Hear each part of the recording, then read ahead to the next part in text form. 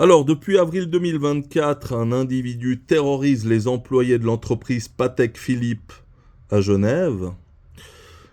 Il a envoyé plusieurs colis piégés et a effectué des demandes de rançon de plusieurs millions de francs. Euh, les colis piégés ont explosé dans 2 cas au moins et ont blessé des personnes, donc un homme dans le quartier de Saint-Jean et une fille de 12 ans à Grange-Canal qui a été grièvement blessée. Donc c'est une affaire très sérieuse et la police traque l'individu depuis plusieurs mois.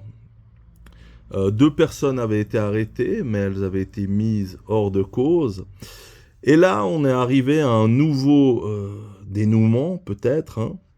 Donc, après l'arrestation d'un suspect dans l'affaire des colis piégés à Genève. Ici, grosse intervention dans le quartier des Eaux-Vives. Alors, les médias laissent plusieurs indices qui nous permettent de savoir avec quasi-certitude l'identité du suspect. Donc, il s'agit d'un homme de 61 ans, un citoyen suisse qui a travaillé comme photographe de guerre dans différents pays. Il est lié à une école de kung-fu. Donc, après avoir fait plusieurs recherches, j'arrive à un nom.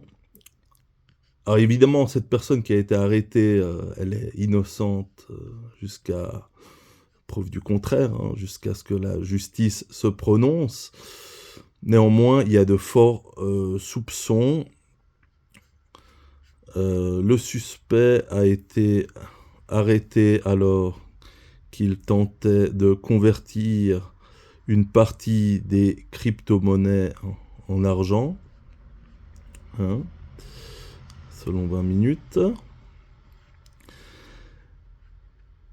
Donc voici le nom sur lequel je suis tombé, Guillaume Briquet. Il est bien genevois, suisse. Il a 61 ans. C'est un photographe de guerre. Et il est le fondateur d'une école d'arts martiaux à Genève dans les années 80, l'école de Kung Fu Genève. Alors ce serait vraiment une coïncidence incroyable s'il s'agissait d'une autre personne. Donc je reste dans l'hypothèse, mais elle est assez probable.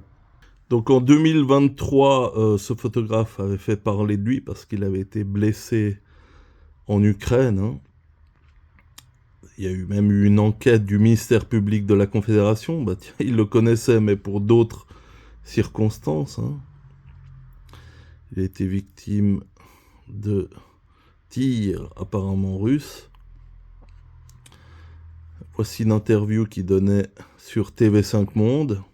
Et avec nous maintenant en direct de l'Ukraine, Guillaume Briquet. Bonsoir et merci d'être avec nous en direct dans 64 minutes. Vous êtes photographe, vous avez été blessé en couvrant cette guerre. Racontez-nous ce que vous avez vécu. Bonsoir. Eh bien, je me rendais à Nikolaïev quand j'ai été attaqué par un groupe de commandos Spetsnaz qui a ouvert le feu sur moi à 50 mètres. Je les ai pas vus en fait. Mais voilà, j'ai reçu 4 balles au niveau du visage dans la vitre de ma voiture. Bon, je vous mettrai le lien en description.